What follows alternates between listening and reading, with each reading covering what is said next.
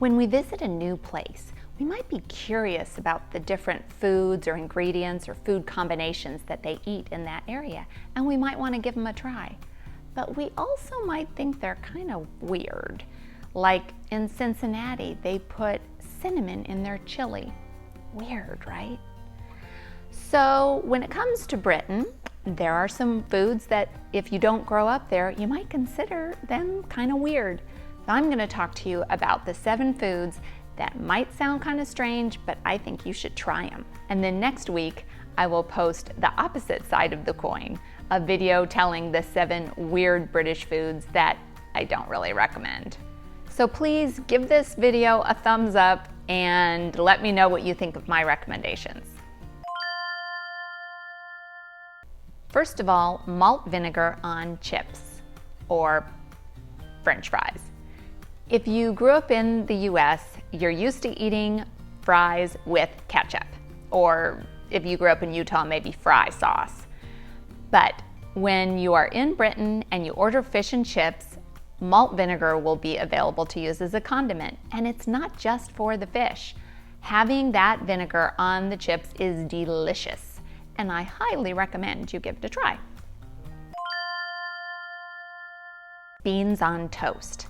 I have discussed this food with many Americans, including when I used to be a guest lecturer in high school marketing classes. This was a fun one to bring up because more than 95% of Americans, when I mention beans on toast and they haven't heard of it before, they look at me with this expression that's like a mix of bewilderment and just disgust. It's really kind of funny. But listen, y'all, you gotta be open-minded. It's really yummy.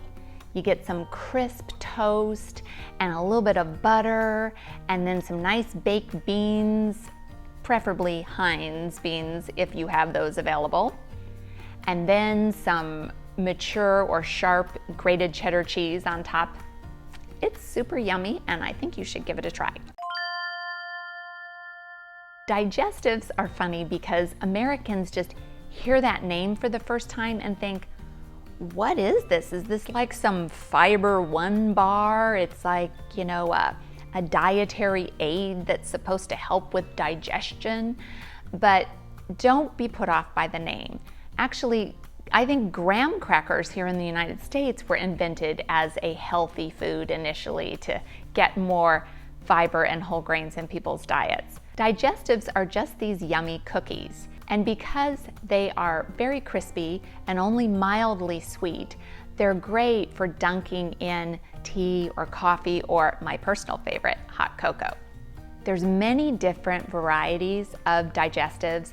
The biggest brand is McVities, and they have the classic variety that I was just talking about, but then also there's a whole bunch of different variations, like the rich tea variety, which is kind of like a shortbread, and ginger nut, which is like a ginger snap, and hobnobs, which are kind of like yummy oatmeal cookies.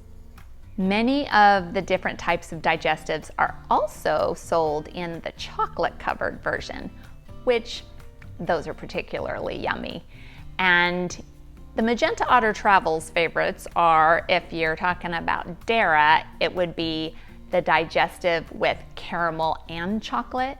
And for Ian, he really took a shine to these fruit shortcake version, which it's kind of a crispy cookie with raisins in it. And then they had a chocolate covered variety, which I don't think they sell anymore, but he really loves those. So if you've had digestives, please tell me what your favorite kind are. Now we gotta talk about cheese and pickle sandwiches. And when I say pickle, of course, I'm referring to Branston pickle, which, if you don't know what that is, I highly recommend that you watch my Confusing British Food Words video, which talks about pickle and how that means kind of different things in the US and UK. But cheese and pickle sandwiches are super common. They've gotten me through many a lunchtime in Britain when I'm trying to find something to eat because they're so widely available. And they're also really yummy. If you've ever watched my videos, if you've ever met me, you'll know I'm a huge fan of cheese. And cheese and pickle sandwiches combine usually a grated sharp cheddar cheese and Branston pickle, which I love on a whole wheat or granary bread. The creamy yet tangy taste of the sharp cheddar cheese paired with this sweet and kind of spicy, crunchy Branston pickle, it's just like the perfect sandwich combination. Now for Scotch eggs, which obviously originated in Scotland. This is something that Americans, if they haven't traveled to Britain, probably are not super familiar with.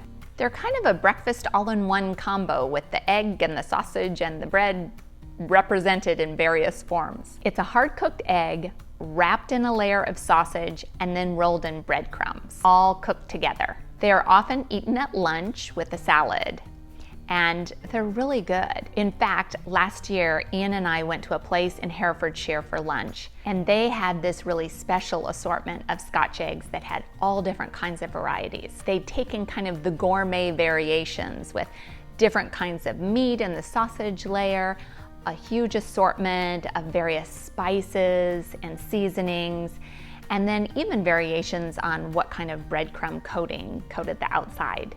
They were delicious. Good old clotted cream. I've done a whole video about afternoon tea and cream tea because I'm kind of obsessed with it. So if you haven't already watched that and you're into that kind of thing, please check it out. But clotted cream often is a bit off-putting to Americans because they hear the name and they just imagine their arteries clogging. But you gotta get past the name because clotted cream is this magically delicious creation that's kind of a cross between really creamy butter and whipped cream. And it is the perfect thing to put on top of a scone. And paired with some yummy jam, it's just super awesome. This name is always an attention getter. Stinking Bishop is actually a kind of cheese. And in January, I did something super fun and I went to a cheese shop in Cheltenham called the Cheeseworks. And I tried a whole bunch of different kinds of cheeses. You might want to check out that video. One of the cheeses that I not only wanted to try, but hear the story about how it got its name was Stinking Bishop. And even though it has a really funny name, it's a great cheese. Much like a lot of other English cheeses that have some kind of funny names like Cornish Yarg and Colston, Bassett, Stilton, Wensleydale, Waterloo, and Worcestershire Hop. But I strongly encourage you to try all of these British cheeses with funny names because they're kind of fantastic and well worth giving it a try. This concludes my list for today. Please be sure to subscribe and hit the little bell icon so that you can be alerted when new videos come out, including next week's video where I talk about the 7 weird British foods that I wouldn't recommend. Thanks so much for watching and do something good in the world today.